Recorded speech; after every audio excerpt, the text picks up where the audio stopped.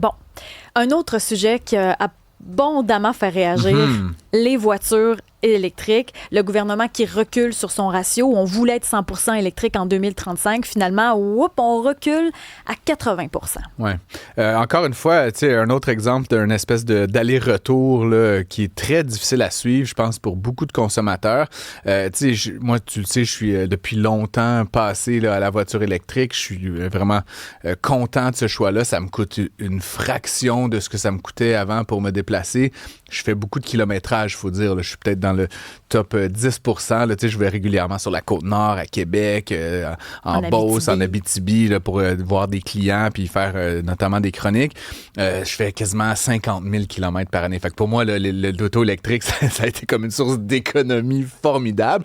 Mais en plus, il faut se le dire, là, je veux dire, on est aux prises avec un enjeu que sont les changements climatiques. Puis bon, il y a plein d'actions qu'on doit faire collectivement. Puis on en parlait ce matin là, à l'émission d'Alex Dubé, Isabelle. Ben, de mon côté, je trouvais ça quand même audacieux, 2035, parce que je me dis, c'est correct d'aller à l'électrique, j'ai rien contre l'électrique, mais de tout supprimer les voitures déjà existantes à essence, pour l'électrique, on crée quand même un déchet. Je trouvais quand même qu'il y a quelque chose qui était très, très hâtif. Les bornes, c'est pas encore parfait. On parle du réseau d'Hydro-Québec là, qui, des fois, en surcharge. Est-ce qu'on va le surcharger encore plus si tout le monde passe à l'électrique? C'était pas encore prêt, notre affaire, moi, je trouve, pour faire le virage. Mais dans 10 ans, tu sais, la prémisse, moi, j'ai observé depuis 10 ans, donc depuis que la progression est fulgurante. Là, je veux dire, tu parles de bornes, tu parles des modèles qui sont disponibles. Il y a 10 ans, tu avais Tesla, grosso modo, puis c'était des petites Nissan IMIEV. Là. Ça avait de l'air d'un Mitsubishi IMIEV. Ça s'est développé. Tu as des pick-up, tu as des vans, tu as un paquet d'affaires. Puis j'inclurais les hybrides branchables là-dedans. Là. Moi, à la limite, je suis pas doctrinaire. Mais t'es comme le gouvernement, là, on élargit aux hybrides branchables. Moi, ce que je veux, c'est aussi. que les gens réduisent drastiquement leurs émissions de gaz carbonique. Puis, tu sais, pour beaucoup de gens qui habitent à Mirabel puis qui viennent à Laval, des gens qui, même sur la Côte-Nord, qui se déplacent à l'intérieur de Bécomo, qui vont... D'avoir ton premier 40 ou 50 ou 80 km qui est gratuit du point de vue pétrolier, c'est extraordinaire. Ça fait diminuer massivement l'empreinte carbone des véhicules. Moi, ce qui me titille quand on parle de véhicules, c'est qu'il y a toujours un noir ou blanc. Électrique ou essence. On dirait qu'on n'ose pas la zone grise de ça dépend de ton besoin, ça dépend de ce que tu fais, ça dépend... Parce que faut pas oublier que les véhicules électriques coûtent plus cher sur le coût. Là. Je comprends l'économie après, mais sur le coût, est-ce que de moins en moins. Puis les prix vont continuer de baisser de sorte que c'est assez évident qu'en 2035, la majorité des véhicules comparables électriques vont être à l'achat. Mais aujourd'hui, on est presque à parité. Là. C'est à peu près le même prix. Un peu plus cher. Mais tu sais, puis encore une fois, l'économie d'essence, l'économie d'énergie. Mais ça dépend ce que tu fais, tu sais. Oh oui, mais tu sais, après, si tu fais juste 3000 km par année, achète-toi un bicycle à pédale. Là, tu comprends, pas nécessairement. À Montréal, ça peut être compliqué. Ou si tu restes, par exemple, à Longueuil. Comme une auto. Mais je pense que le Québécois moyen parcours de mémoire là, c'est difficile, entre 16 et 20 000 km. Oui, c'est ça. Mais ça reste. Puis c'est drôle parce que j'en parle souvent avec mes amis de la Côte-Nord. Tu sais, t'es originaire de là. Moi, j'ai beaucoup d'amis là-bas. Et je leur dis... Pour moi, vous êtes le client cible. Vous faites beaucoup de millage. Tu sais, aller à l'épicerie à Bécomo, c'est genre 10 km. Pas nécessairement. Non, mais ce que je veux dire, tous mes chums, tu sais, ils vont de Ragno, ils vont à Pessamit. Tous les jours, pas tous les jours, mais régulièrement, tu fais comme un 50-100 km casual pour aller à quelque part proche. Tu sais. Alors qu'à Montréal, quand tu as fait 10 km, tu es rendu à l'autre bout. Là. Mais par exemple, si on pense Forestville-Bécomo, qui est l'équivalent, par exemple, de Montréal-Bromont, il n'y a pas de borne là, entre les deux. Il y a plein de bornes entre les deux. C'est ça qui est fou, ça s'est développé. Puis encore une fois, je dis juste, dans 10 ans, là, on dirait, moi, j'ai été aux premières loges de tout ça, fait que je veux dire, je suis peut-être un témoin privilégié, mais le progrès qu'on a eu depuis 10 ans, je peux juste m'imaginer dans 10 ans. T'as raison. C'est fou. T'as raison. Puis, c'est ton métier aussi de te projeter. Mais souvent, quand t'achètes une voiture, c'est pour aujourd'hui. Immédiat. Parfois, c'est émotif. C'est souvent émotif, un achat. Puis, pour l'instant, parfois, tu compares les prix. Donc, je sais pas. Moi, je vois pas ça d'un mauvais œil de reculer un peu à ce niveau-là. Je l'ai dit ce matin, puis je vais le redire. À la limite, moi, le seuil du gouvernement, je m'en fous un peu. Le pétrole, le diesel est à 2,50. Le gaz est pas loin de 2 piastres. Il y a déjà, puis tu sais, on va en parler là, dans un instant avec nos invités, mais il y a déjà un appétit, là, juste depuis 3-4 mois, un appétit plus grand pour les véhicules électriques, juste parce que le coût d'opérer un véhicule à essence a beaucoup augmenté.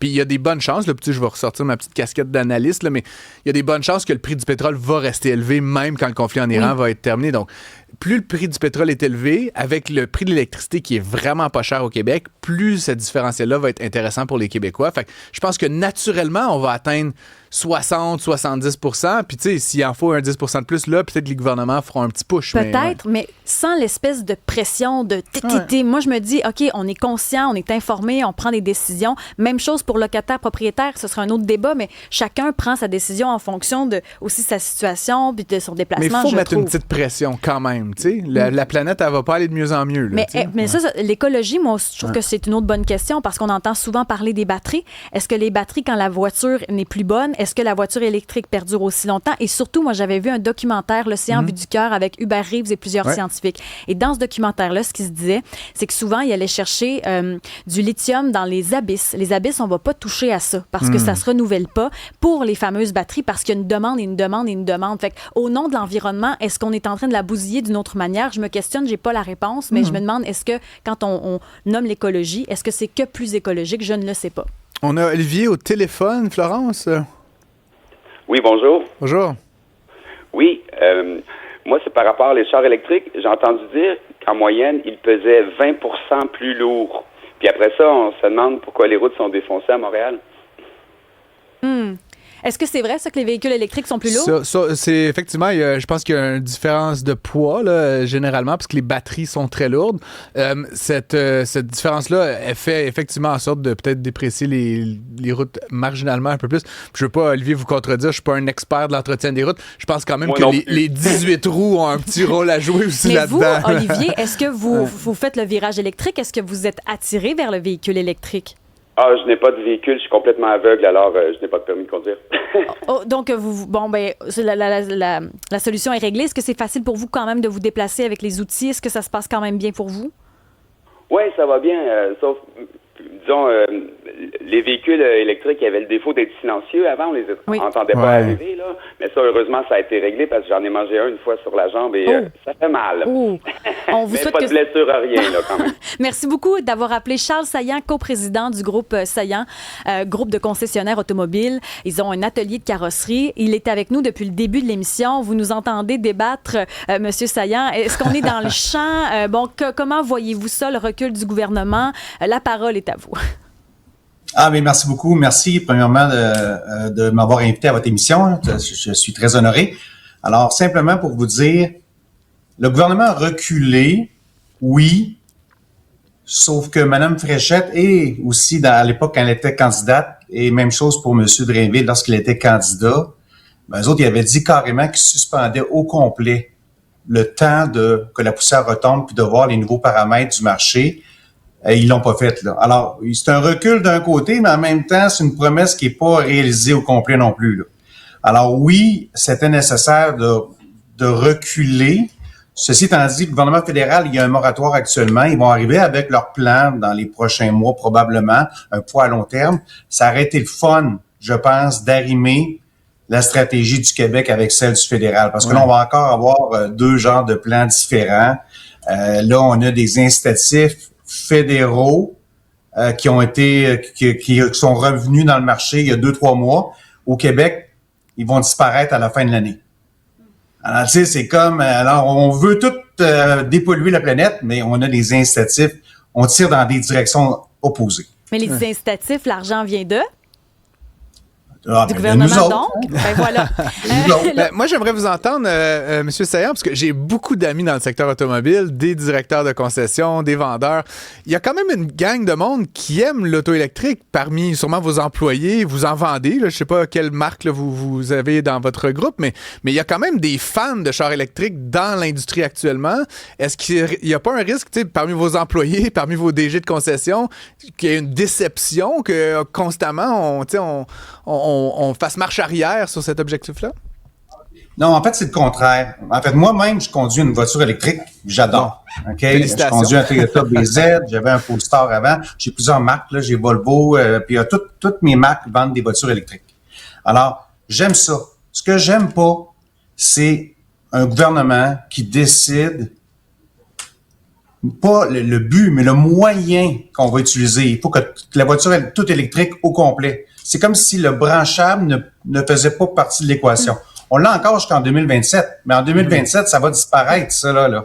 Il va y avoir juste la voiture électrique. Alors moi, quelqu'un qui décide à la place du marché, qu'est-ce qui est bon pour un consommateur, j'ai toujours de la misère avec ça. On l'a vu avec la filière batterie d'ailleurs. De quelle façon ça vous touche, les concessionnaires, quand on a décidé que, on voulait faire un virage électrique 100% électrique en 35, là, de quelle façon, vous, ça vous pénalise ou ça vous pénalise pas? Ben, en fait, nous, à la limite, ça va pénaliser. Nous, ça nous pénalise pas comme tel, mais je regarde le consommateur québécois, lui, ça le pénalise à cause qu'il y a un effet pernicieux à cette réglementation-là, que personne n'a pensé à ça à l'époque lorsqu'on fait ça. Lorsque tu décides la solution, là, il y a une méthode de quota. Là, ils ont ralenti le rythme, mais ça reste, il y a encore des quotas. C'est-à-dire qu'il faut que tu fasses quand même, l'année prochaine, je pense, on va baisser de 45% à 30%. Il faut que tous les constructeurs, 30% de leurs véhicules, ça soit des véhicules électriques ou hybrides branchables ou même hybrides. Mm-hmm. C'est beaucoup plus atteignable. Le problème, c'est que il y a deux façons de faire ces quotas-là. Le premier, c'est de mettre plus de voitures électriques sur la route, mais il y a encore une différence de prix. Ceci étant dit, là, il y a même une différence de prix entre un gaz et un hybride. Mm-hmm. Encore aujourd'hui. Le prix baisse, mais il y a personne encore, il n'y a aucun manufacturier qui fait de l'argent à vendre des voitures électriques. Ah non. Ceux qui en font, c'est seulement à cause qu'ils ont des quotas du gouvernement, l'incitatif qui vendent à d'autres compagnies qui sont en retard. C'est la seule façon de faire de l'argent. La différence entre l'électrique et l'essence pour vous? Ben, il y a une bonne différence. Ça dépend toujours du modèle, mais il y a encore une bonne différence. Il y a 2 000 $ entre un hybride conventionnel puis un gaz. Puis il doit y avoir peut-être, moi, je dirais 5, 7, 10 000 entre un électrique puis un gaz. Le même modèle, on parle à peu près. OK? Grosso modo. Mais des fois, évidemment, les incitatifs gouvernementaux fait que ça fait baisser le gap, mais il en reste un quand même. Alors, le problème, c'est que on peut mettre plus de voitures électriques sur la route, puis ça, c'est super intéressant. Mais il y en a que ça va trop vite pour eux autres. Il y a des manufacturiers, des plus petits manufacturiers qui n'ont pas tout le moyen de leurs ambitions.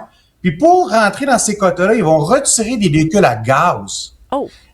Alors, dans leur panoplie de véhicules à gaz, lesquels pensez-vous qu'ils vont retirer en premier? Ils vont retirer les citadines, les petits véhicules sous-compacts que les Québécois aimaient beaucoup. Il n'y en a plus sur les routes. Maintenant, c'est des SUV. Pourquoi que le prix moyen de transaction a sauté? C'est pas à cause qu'on vend plus d'électrique. C'est à cause que les voitures à gaz maintenant disponibles, ils sont beaucoup plus chers qu'avant, là. Alors, c'est comme ça qu'ils font leur argent. A un enjeu là-dedans sur l'augmentation des prix en général, autant pour les véhicules à essence que les véhicules électriques. C'est pour financer leur vente d'électrique. Alors, c'est pas assez un sous-compact. Ça prend un SUV. J'aimerais quand même vous entendre, M. Saillant, parce que, sortons de l'univers strictement de la vente de voitures un instant pour constater qu'il y a quand même à peu près un tiers des émissions de gaz carbonique au Québec qui viennent du secteur automobile. Vous dites, on veut pas imposer la solution. Je suis assez d'accord avec vous. Je suis plutôt... j'ai des petites tendances libertariennes à mes heures, mais quand même... Qu'est-ce qu'on peut faire sinon? Je veux dire, puis entre nous, je veux dire, je blâme personne, je suis un fan de char comme plusieurs autres, mais on va se le dire, les manufacturiers automobiles ont dépensé des dizaines et des centaines de millions de dollars pour inciter les gouvernements à ne pas faire d'électrification. Vous comprenez ce que je veux dire? C'est pas comme si le secteur avait été lui-même particulièrement dans la solution. Vous êtes un acteur de cet univers-là. Si vous dites on ne veut pas imposer la solution de l'auto électrique, qu'est-ce qu'on peut faire pour réduire notre empreinte carbonique au Québec si c'est pas ça? Ben avec tout le respect que je dois à Monsieur Gosselin, je suis pas d'accord avec ça. Je pense les manufacturiers ont fait toujours partie de la solution, mais je pense que les politiciens ont pensé que ça serait beaucoup plus rapide que qu'est-ce qui arrive actuellement. OK? Dans les pays, même les pays qui les plus en avance, ils sont arrivés avec des incitatifs autrement plus costauds que qu'est-ce qu'on a actuellement, là. OK? Alors, puis là-dedans, ça marche par bloc. Souvent, moi, j'entends des fois des pseudo-experts d'électrification de voitures. Ils regardent souvent, on se compare avec la Scandinavie souvent, là. OK, Norvège, Suède. Norvège, qu'eux autres utilisent leurs ressources pétrolières pour financer ces programmes de subvention-là énormément. On pourrait faire la même chose. On en a des ressources pétrolières au Canada. Oui, mais ça a l'air qu'au Québec, c'est pas acceptable d'utiliser ces ressources. D'accord. Alors, toujours est-il que comment ça marche l'automobile, les manufacturiers automobiles, les autres, ils regardent ça par bloc de pays. Nous, on a un bloc Amérique du Nord. Le bloc européen et le bloc Amérique du Nord, c'est pas les mêmes véhicules qui sont distribués. Du tout. Vous allez en Europe, vous allez voir complètement un microcosme compétitif de voitures complètement différent de l'Amérique du Nord. Nous, malheureusement, on fait partie de l'Amérique du Nord, à tort ou à raison, là, mais on fait partie de ça. Alors, évidemment, Trump, quand il décide de lui d'enlever les affaires de mandat, puis la Californie qui était bien en avant de la parade, maintenant, ils ont été obligés de faire marche arrière. On est rendu le seul État avec la Colombie-Britannique à encore avoir des mandats comme ça pénalisants. C'est les deux seuls. On peut pas, avec 1 ou 2 % de la population de l'Amérique du Nord, faire quelque chose au niveau des lignes manufacturières. Mais il y en a un qui est sûr, c'est que les manufacturiers mettent toujours de plus en plus de chars électriques, de chars rechargeables, de chars hybrides à chaque année. Toujours de plus en plus. Ça va continuer. Puis en 2035, la planète va être pas mal plus verte. C'est juste que ça va prendre juste un peu plus de temps. Il faut pas tomber dans le dogmatisme où c'est que la solution, c'est one size fits all, puis c'est 100% du monde. Moi, je pense que ça va être une très grande partie du monde en 2035, mais ça sera jamais 80%. 80%, écoute, est-ce qu'on va y arriver, est-ce qu'on y arrivera pas? Il va falloir que les coûts baissent pas mal plus vite que ça. Charles Saillant, coprésident du groupe Saillant, on vous souhaite une belle journée. D'ailleurs, des réactions sur la messagerie. Un bien bel échange, en tout cas. Ouais. Oui, 9 millions de Québécois vont sauver la planète. Il me semble qu'on n'est pas tant que ça sur la planète. Réaction de Francis. Sylvain, lui, ce qu'il dit, c'est le Canada, c'est juste 1% de gaz à effet de serre. Donc, il y en a qui sont réfractaires, mais il y en a d'autres, comme cette personne qui ne s'est pas nommée, mais qui a un PHEV hybride branchable depuis 6 mois.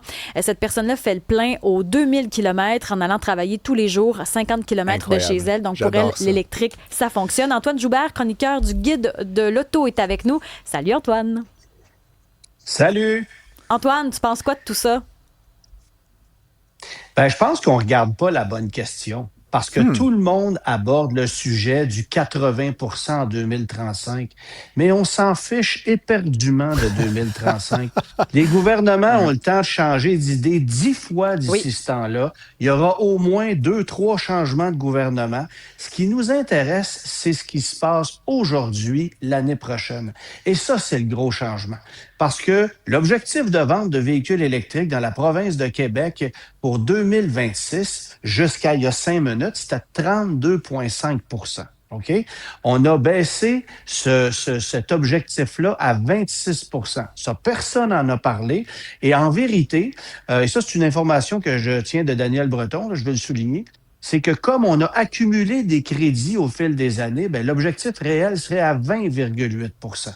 Ça s'appelle un soulagement pour tout le réseau de concessionnaires automobiles au Québec. Pourquoi?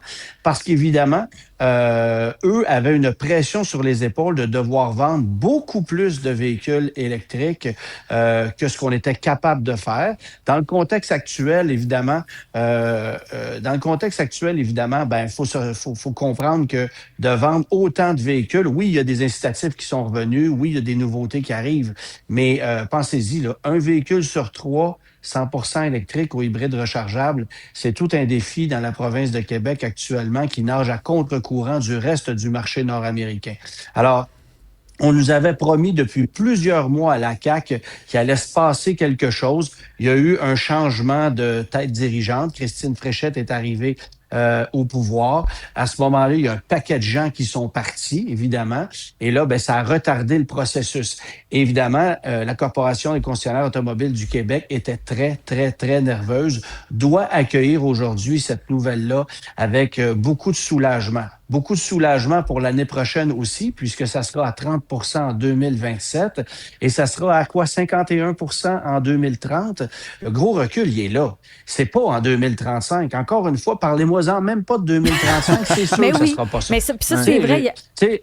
Alexandra est au téléphone, Antoine, au 187 Cube Radio. Alexandre, plutôt. Mais Alexandra, peu importe. Alexandra, bienvenue chez nous. Hello. Bon, Alexandre, ça vous fait réagir, cette discussion-là? L'électricité, ça vous... Ah, ça vient de couper. Bon, tu vois, on a coupé le courant. Le courant passe plus. Mais Antoine Joubert, il y en a qui, sur la messagerie, qui s'inquiètent sur le coût de l'électricité. Est-ce que s'il y a trop de véhicules électriques, est-ce que Hydro-Québec, je sais que, tu ne travailles pas pour Hydro, là, mais est-ce que le service est capable de supporter autant de véhicules électriques sur notre réseau? C'est quand même audacieux de me poser cette question-là. Je ne suis pas expert en énergie. C'est très difficile pour moi de répondre à la question. Ce que je peux vous dire, c'est qu'en ce moment, on est capable de remplir toutes les voitures du monde en essence. Est-ce qu'on va être capable de faire le plein de véhicules électriques quand 50% du parc sera électrifié? Bien, la réponse actuellement, c'est non. Il va falloir avoir des infrastructures. Je pense que l'arrivée des constructeurs chinois et de leurs infrastructures, ça risque de changer la donne aussi. La multiplication des Tesla avec le réseau. Parce que il faut comprendre un truc. Vivre avec un véhicule électrique quand on n'a pas de borne de recharge à la maison, c'est presque ridicule, à moins d'avoir une Tesla, parce qu'une Tesla, il y a un réseau de supercharger qui fonctionne extrêmement bien. Là, on commence à avoir des ports de recharge compatibles avec les véhicules Tesla sur les autres modèles, mais on ne peut pas utiliser l'ensemble des sites. Tout ça, ça va s'améliorer au fil du temps. Et le jour où vous serez capable, et ça s'en vient assez rapidement, de ravitailler votre véhicule électrique dans un espace pas plus compliqué que celui d'une station-service et dans un temps pas plus long que celui de faire le plein, bien, c'est là que les gens vont faire « OK, l'électrique, ça me convient ». Après ça, on pourrait payer un plein d'électricité pratiquement aussi cher qu'un plein d'essence si c'était pas plus long à faire. Rendu là, ça serait un choix de société. Mais, tu sais, je vous entendais parler de 8 millions d'automobilistes vont contribuer à enverdir la planète. Donnez-moi un break, là. Parce que une voiture électrique, en ce moment, je m'excuse, mais ce n'est pas nécessairement plus vert qu'une voiture à essence. Ben, après 30 000 km, oui, là, Antoine. Ça dépend parce qu'il faut que tu fabriques la voiture. Oui, mais il y a comme un coût initial en carbone, mais après 30 000 km, les courbes se croisent. Non, pas après 30 000 km. Non, je suis pas d'accord. Avec toi sur la science. Pourquoi? En tout cas, je suis fondamental. La science te donne tort, Antoine, fait que je veux pas m'obstiner avec toi. Oui, la science me donne tort, mais la science ne calcule pas ceci. La science, qu'elle ne calcule pas, je suis d'accord. Au niveau des émissions polluantes, ce que le véhicule va émettre comme émanation, en moins de 2 ans, le véhicule électrique est devenu plus vert que le véhicule à essence. Vendu. Mais on n'est pas capable de les réparer puis de les entretenir. Alors, au moins d'accrochage, au moindre problème, on les envoie à la scrap. Venez pas me dire que ça, c'est plus vert. Alors qu'une Honda Civic, un Honda CR-V, tout le monde répare ça, il n'y en a pas de problème, ça va rouler 20 ans. C'est là que j'ai un problème avec l'électrique et il faut légiférer, il faut former des gens pour faire en sorte qu'on soit capable de garder nos véhicules électriques sur la route aussi longtemps qu'on est capable de le faire avec des véhicules à essence traditionnels. Ça, c'est mon point. Après ça, c'est sûr que pour l'impact environnemental des émanations du véhicule, c'est évident qu'un véhicule électrique, ça consomme pas d'essence, donc il n'y en a pas d'impact. Il y a l'impact de fabrication, mais ça diminue d'année en année. Il y a 2 ans de ça, on disait que ça prenait 4 ans, on est rendu à moins de 2 ans, donc ça aussi, ça s'améliore. Je voulais t'entendre sur un truc un peu bizarre là, que j'observe sur les médias sociaux. Des gars à Trois-Rivières, véhicule Simon-André, Simon-André, mais tu sais, il y a comme une gang de bricoleurs, inventeurs là, autour de l'auto électrique. Certains qui utilisent leur véhicule pour alimenter leur maison. Tu sais, il y a comme de nouvelles technologies, dans le fond, qui renverse la direction. Est-ce que tu penses que le Québec pourrait éventuellement, si on misait un peu plus sur ces capacités-là, puis sur ces gens-là, qui sont un peu des innovateurs, des inventeurs de technologie, est-ce qu'on aurait une carte à jouer pour, sur la planète, devenir un peu avant-gardiste en ce sens-là? Au Québec, on a des experts en la matière. On a des gens, on parle de Guillaume André, de Simon André, qui est son père. Ouais, c'est ça. On a des experts en la matière, des gens, par exemple, là, je peux vous parler des gens de chez Compétences VE, je peux vous parler évidemment d'un paquet d'organismes qui sont là pour former les mécaniciens. On sait comment démonter des batteries, on sait comment arranger des cellules. J'ai rencontré un gars dans le fond d'un rang de campagne il y a quelques semaines à peine qui achète des Nissan Leaf 2015, 16, 17 pour des bouchées de pain qui sont pour la plupart défectueuses, répare ça, bricole ça, remet ça sur la route et ça marche. Mais ça, chez un concessionnaire, ça se peut pas.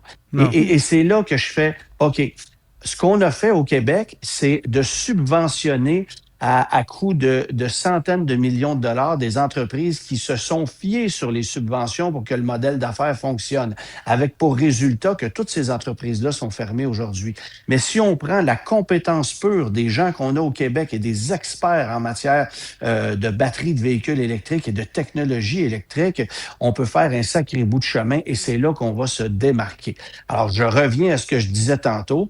Il faut former davantage de techniciens. Il faut que la voiture électrique soit aussi facile à réparer qu'une voiture à essence traditionnelle. Ce jour-là, il n'y aura plus beaucoup d'arguments pour qu'on continue d'acheter des voitures à essence. En Antoine, attendant, il y a des freins pour bien des gens. surtout en assurance. Au téléphone, au 187 Cube Radio, Alexandre est de retour. Alexandre, salut. Merci. Bonjour. Comment ça va tout le monde? Bon, nous, ça va bien. Donc, toi, le véhicule électrique, est-ce que tu t'as fait le virage? Qu'est-ce que tu en penses? Ben, moi, je serais prêt à faire le virage électrique à peu près n'importe quand. J'ai pas d'argument pour ou contre un véhicule électrique. Je pense que le point le plus intéressant que vos animateurs ont soulevé, c'est que ça dépend de la situation de chacun. Par contre, on parle beaucoup du fait que ce soit écologique plus d'acheter un véhicule électrique. Puis moi, ce que j'aimerais dire là-dedans, c'est que on pense souvent que l'individu et la masse va faire une différence à force de recycler à la maison un petit peu, avoir un char électrique, etc. Mais quand on vérifie le problème en profondeur, on s'aperçoit que le problème, c'est l'industrie elle-même qui nous donne ces produits-là. C'est elle qui fait le plus de pollution, c'est elle qui fait le plus de problèmes, c'est elle qui augmente les prix. Mais on continue de pointer du doigt les individus. C'est ça mon point, c'est que si on en parle sérieusement, le problème, c'est pas nous autres, c'est ceux qui nous parlent. Ben, merci pour ton point, c'est intéressant. On va cogiter là-dessus. Bonne journée. Antoine Joubert, je te vois réagir. Il va falloir se laisser dans 30 secondes. En fait, Mot de la fin. je ne suis pas nécessairement en désaccord avec ça, mais il faut aussi comprendre un truc. Les constructeurs automobiles n'ont pas tous les mêmes objectifs. Demandez à Tesla ce qu'ils veulent vendre, des voitures électriques. Demandez aux Coréens ce qu'ils veulent vendre, de plus en plus de voitures électriques. Les Chinois, la même chose.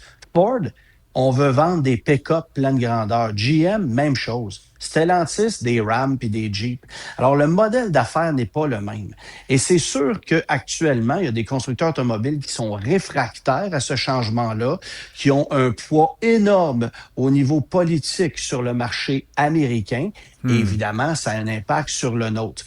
Mais le jour où on sera capable, chez des constructeurs qui veulent faire le passage à l'électrification, d'avoir un modèle d'affaires qui tient la route, ben là aussi, évidemment, les Chinois vont brasser la cage de l'industrie énormément. Et je pense qu'il y a des constructeurs comme Mazda, comme Honda qui vont souffrir énormément de ça. C'est clair. Antoine Joubert, chroniqueur au Guide de l'Auto, c'est toujours un plaisir de t'entendre sur cette émission, mais que vous ayez un véhicule hybride, électrique ou à essence, on vous souhaite la meilleure des chances dans le trafic aujourd'hui. Peu importe le type de véhicule, ça se pourrait qu'il y ait des mots d'église parce qu'on n'est pas capable de coordonner mesdames et messieurs. les chantiers.